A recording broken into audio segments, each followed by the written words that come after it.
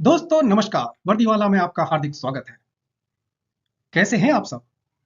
मुझे पता है काफी टेंशन में है और आखिर हो भी क्यों ना, क्योंकि एमटीएस में इस साल 57 लाख से ज्यादा फॉर्म भरे गए, जो अपने आप में एक रिकॉर्ड है। और लीजिए, अब तो एग्जाम की डेट्स भी आ गई हैं। 30 सितंबर से एग्जाम है, मतलब एग्जाम के लिए केवल 40 दिन का समय बाकी है। इस बेरोजगारी के आलम में और कंपटीशन के इस माहौल में अगर आप भयभीत हैं और इस स्टेज पर आप क्विट करने की या सरेंडर करने की बात दिमाग में लाते हैं, तो इस वीडियो को जरा गौर से देखिए। इस वीडियो में मैं आपको बताऊंगा कि कैसे ये आपके लिए एक बहुत बड़ी अपॉर्चुनिटी है। कैसे इन 40 दिनों में शिद्दत से पढ़कर आप एग्जाम को अच्छी तरह से क्रैक कर सकते हैं और इस बेरोजगारी का कलंक अपने माथे से हटा सकते हैं। तो चलिए वीडियो को शुरू करते हैं। दोस्तों, मुझे अटल जी की वो पंक्तियां याद आती हैं, हार नहीं मानूंगा, रार नहीं ठानूंगा, काल के कपाल पर लिखता मिटाता हूं, गीत नया गाता हूं। और वो जवानी जवानी नहीं जिसकी कोई कहानी नहीं। तो अगर आप भी अपनी जवानी की कहानी लिखना चाहते हैं, तो यकीनन मेहनत तो करनी होगी। अगर हम चाहें कि बिना कुछ किए ही सफलता मिल जाए, तो ऐसा नहीं होता। एमटीएस में भी इस साल सफलता पाने के लिए आपको एक अलग स्ट्रेटेजी के साथ काफी सोच समझकर आगे बढ़ना होगा। तो लीजिए देखते हैं वो स्ट्रेटेजी क्या होनी चाहिए। दोस्तों, सबसे पहले तो आप ये भूल जाइए, हाँ, आपको ये भूलना होगा कि आखिर कितने लोगों ने फॉर्म भरा है। बाकी सब लोग कोचिंग ज्वाइन करके 2-3 साल से तैयारी कर रहे हैं, तो उनका एग्जाम का प्रिपरेशन तो अलग ही लेवल पर होगा। क्लियर करने के लिए कितने नंबर लाना होगा, कट ऑफ कितना होगा, आपने अभी तक कुछ नहीं पढ़ा है, अब कैसे तैयारी हो पाएगी? मैं कहता हूँ इन सब चीज़ों में टाइम वेस्ट करना छोड़कर अगर आप केवल अपनी पढ़ाई पर ही ध्यान देंगे, तो आज से 40 दिन का समय सफिशियंट है। और इन 40 दिनों का अगर आपने भरपूर सदुपयोग कर लिया, तो यकीन मानिए आप सफलता प्राप्त कर रहेंगे। आप ऐसा कर सकते हैं। अब आप सोच रहे होंगे कि इतने कंपटीशन के बावजूद एमटीएस 2024 का एग्जाम केवल 40 दिनों में निकालना आखिर कैसे संभव है? तो संभव है, अवश्य संभव है, और बिल्कुल हो सकता है। दोस्तों, अगर आपने अभी तक भी अपनी पढ़ाई शुरू नहीं की है और अभी तक कुछ भी नहीं पढ़ा है, तभी भी 40 दिन का समय एक लंबा समय होता है।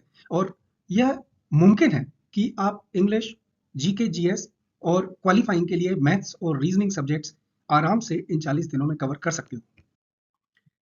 किसी भी एग्जाम के लिए क्रैक करने के लिए सबसे आवश्यक होता है कि हम सही दिशा में सही स्ट्रेटेजी के साथ कदम उठाएं और आगे बढ़ें। तो देखिए, एमटीएस एग्जाम में सफलता हासिल करने के लिए हमारी स्ट्रेटेजी क्या होनी चाहिए? तो दोस्तों, मैं कहना चाहूंगा कि 5 बिंदु हैं। पहली बात है स्मार्ट स्टडी, दूसरा है लिमिटेड रिसोर्सेज और रिवीजन, तीसरा पीवाईक्यू और मॉक टेस्ट, नेगेटिव मार्किंग को अवॉइड करना, और कम पढ़ो, जितना पढ़ो बार बार पढ़ो और उसे याद रखो। स्मार्ट स्टडी से मेरा मतलब है कि यह जरूरी नहीं कि हम लंबे समय तक पढ़ें। केवल बैठना और लंबे समय तक पढ़ने का मतलब यह नहीं होता कि सारा नॉलेज हमें आ गया, सब कुछ हमें याद हो गया और एग्जाम में हम उसे जैसे चाहें रिकॉल कर पाएंगे और सवालों का सही जवाब दे पाएंगे। यह कोई आवश्यक नहीं है, क्योंकि हर किसी की अपनी लिमिटेशन होती है, हर किसी का पढ़ने का अपना तरीका होता है। तो हमें जितना भी पढ़ें, उद्देश्य होना चाहिए कि उसमें से मैक्सिमम 90% से ज़्यादा हमारी याददाश्त में रहे, ऐसा उसे समझें और एग्जाम हॉल में हम उसको रिकॉल कर सकें और उसके बेस पर अपने क्वेश्चंस का सही आंसर दे सकें। दोस्तों, लोग गलती क्या करते हैं? अक्सर दोस्तों के दबाव में आकर या प्रेशर में आकर, कॉम्पिटिशन्स को देखकर बहुत सारी बुक्स, बहुत सारे रिसोर्सेज जमा कर लेते हैं। वो खुद ही कंफ्यूज हो जाते हैं या उन्हीं में भटकते रहते हैं, क्योंकि ये इंफॉर्मेशन ओवरलोड का समय है। यहाँ अनलिमिटेड रिसोर्सेज अवेलेबल है। तो अगर हम केयरफुल नहीं है, अगर हम अवेयर नहीं है, अगर हम जानते नहीं है, तो हम इस चक्रव्यूह में घूमते ही रह जाएंगे और कुछ इफेक्टिव पढ़ाई नहीं कर पाएंगे। तो मेरी आप सबको सलाह यही है कि आप बहुत ही लिमिटेड रिसोर्सेज सोच समझ कर चुनिए। पहले थोड़ा वक्त लगाइए, देखिए कौन सी बुक से आपको अच्छे से समझ में आता है, कौन सा वीडियो आपके लिए अच्छे से इफेक्टिव है। केवल उन्हीं रिसोर्सेज को, मैं तो कहूँगा एक सब्जेक्ट के लिए केवल एक रिसोर्स, एक बुक या एक वीडियो, केवल उसी से पढ़ें। लेकिन उससे ज़्यादा जरूरी ये है कि आप उसका बार बार रिवीजन करें, 10 बार रिवीजन करें, 5 बार रिवीजन करें, जितना ज़्यादा हो सकता है उतना रिवीजन करें। उससे क्या होगा कि वह आपके कॉन्सेप्ट दिमाग में घर कर जाएगी और जब भी आपको ज़रूरत होगी वो नॉलेज आपको सही आंसर देने में मदद करेगा। इस कंपटीशन को बीट करने के लिए जो आपको कॉन्फिडेंस चाहिए वो बिना PYQ लगाए या बिना मॉक टेस्ट किए आना संभव नहीं है। तो मेरी आप सभी से यही गुजारिश है कि आप प्रीवियस ईयर क्वेश्चन देख लीजिए 2013 और 2023 और 2022 के ही काफ़ी हैं, और लास्ट के 1 वीक में बहुत सारे मॉक टेस्ट ट्राई कीजिए। उससे आपको एग्जाम के बारे में काफ़ी कॉन्फिडेंस आ जाएगा, अपने ऊपर भरोसा आ जाएगा और आप एग्जाम में बहुत अच्छा परफॉर्म कर पाएंगे। सबसे आवश्यक चीज आजकल के एग्जाम्स में जो एक डरावना सच है वो नेगेटिव मार्किंग का है। नेगेटिव मार्किंग दोस्तों इतनी खतरनाक चीज है कि जो आपके सही आंसर्स हैं, जो आपका सही नॉलेज है, जो आपको आता है, उसमें से भी नंबर कम हो जाते हैं। क्योंकि जितने आपने सही जवाब दिए वो तो आपको मिल गए, लेकिन जो आपने गलत जवाब दिए वो नेगेटिव मार्किंग में आपके सही जवाब में से माइनस हो गए। तो इसलिए सबसे आवश्यक है कि हमें नेगेटिव मार्किंग से बचा जाए।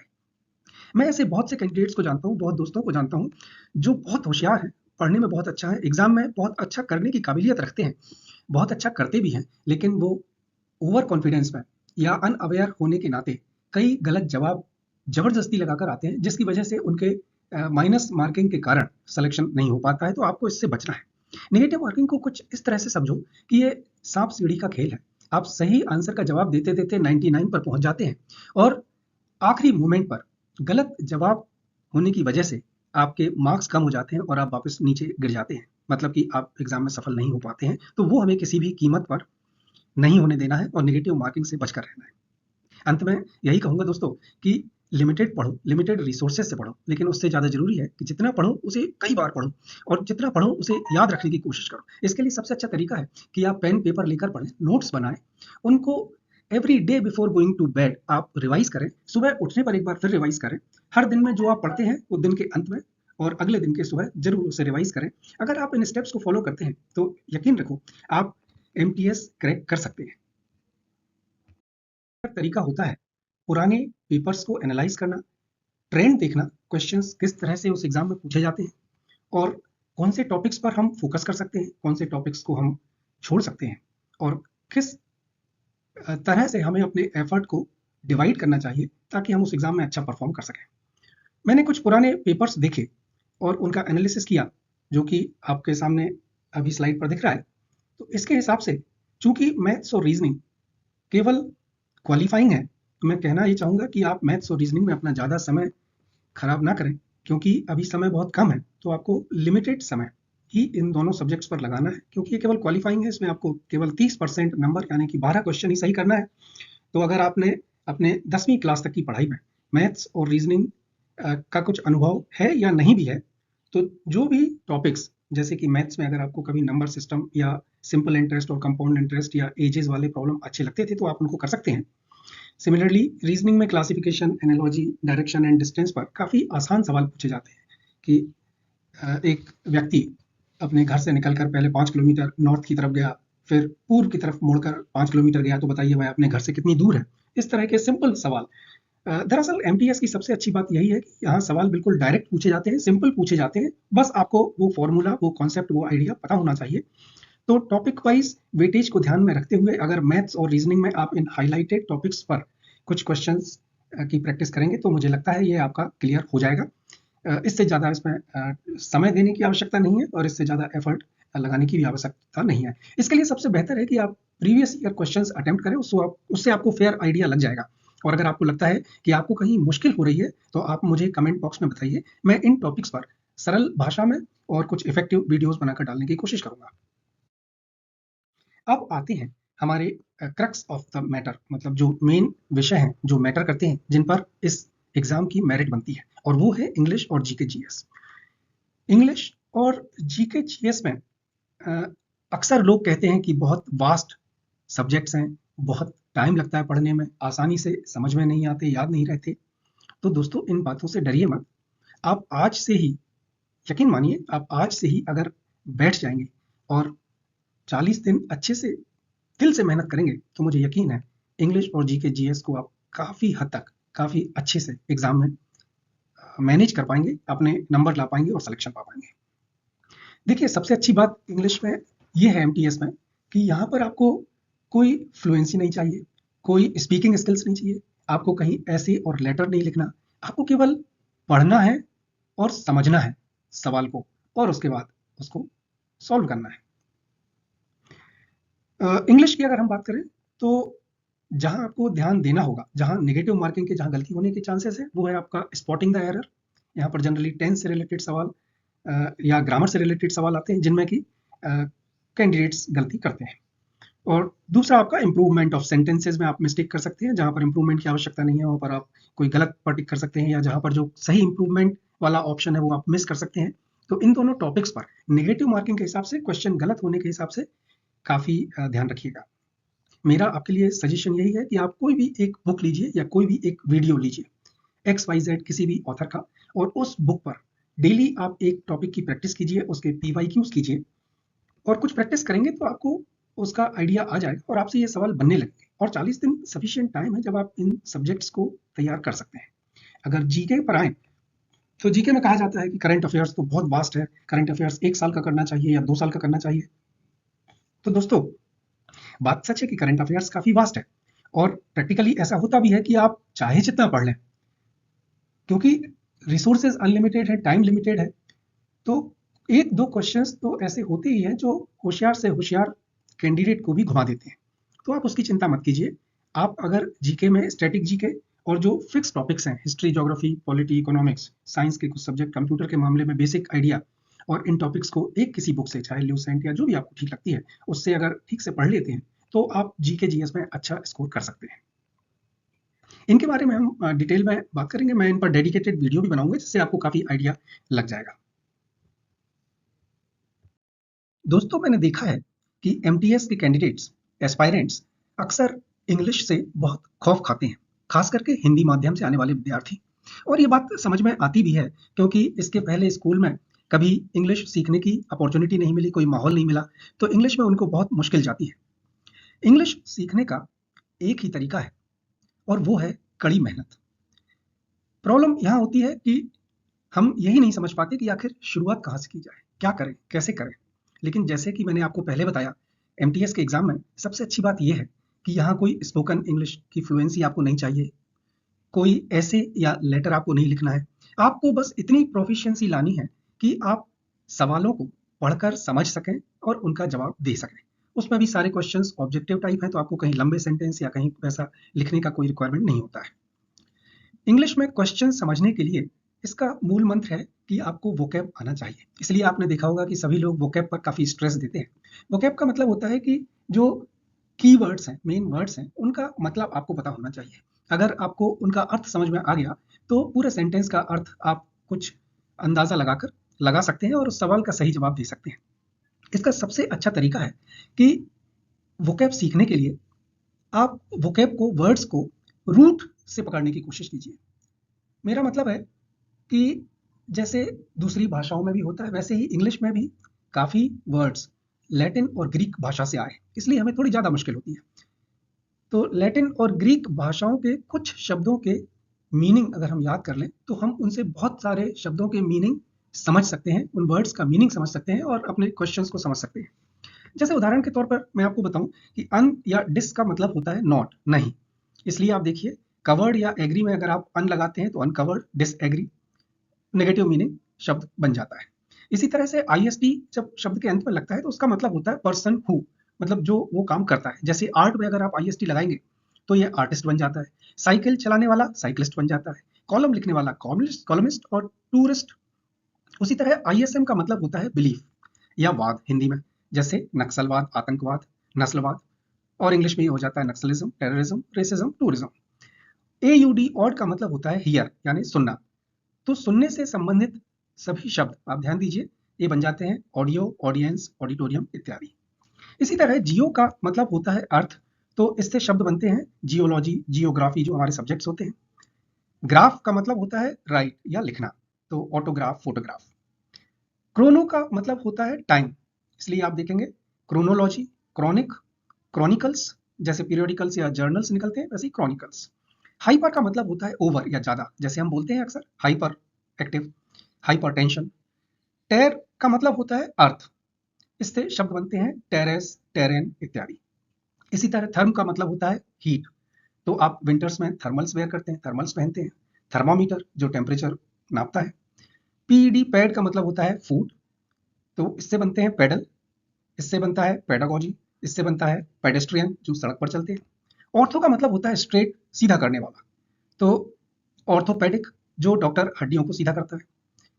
ऑर्थोडोंटिस्ट, ध्यान रखिए ये ऑर्थोडोंटिस्ट होता है, ऑर्थोडेंटिस्ट नहीं, क्योंकि डेंटिस्ट होता है दांतों की जांच करने वाला, दांतों का डॉक्टर। लेकिन ऑर्थोडोंटिस्ट का मतलब होता है जो ब्रेसेस वगैरह लगाकर दांतों को सीधा करते हैं। इसी तरह से ऑक्ट का मतलब होता है 8, तो अक्टूबर ऑक्टोपस। MAL मल का मतलब होता है बेड, तो इसी से मलेरिया बना, बेड एयर वाला, क्योंकि एरिया मतलब एयर। दरअसल एनोफिलीज मस्कीटो की खोज होने से पहले यह माना जाता था कि मलेरिया बुरी हवा से फैलता है, इसलिए उसको मलेरिया बोला गया। इसी तरह से MIS का मतलब होता है रॉन्ग, जैसे मिस्टेक, मिसअंडरस्टैंड, मिसजज, मिसकैलकुलेशन इत्यादि। लेकिन दोस्तों याद रखिए, MISS और Mrs, they are never wrong, they are always right, so don't confuse, this is only MIS। अगर आप इस तरह के और भी शब्दों के मीनिंग और उनके सेंटेंसेस सरल भाषा में समझना चाहते हैं तो कमेंट करके बताइए, मैं इस पर एक डेडिकेटेड वीडियो बनाने की कोशिश करूंगा। आशा है ये तरीका आपको पसंद आया होगा। चलिए अब अगली उसमें हम बात करते हैं जीके और जीएस की। अगर हम जीके और जीएस की बात करें तो मैं आपको यही एडवाइस देना चाहूंगा कि लिमिटेड रिसोर्सेज से पढ़ाई कीजिए, बट जितना आप पढ़ें उसे याद रखें, ये सबसे बड़ा चैलेंज है। इसीलिए एक रिसोर्स से पढ़ाई कीजिए, उसको बार बार पढ़िए, उसको घोंट लीजिए, घोल कर पी जाइए, जो भी आप कर सकते हैं वो कीजिए, बट एक लिमिटेड रिसोर्स से और ज़्यादा से ज़्यादा जानकारी जो आप दिमाग में रख पाएँ, स्टोर कर पाएँ और एग्जाम में उसको रिकॉल कर पाएँ और उससे जवाब दे पाएँ, वो प्रयास हमारा होना चाहिए।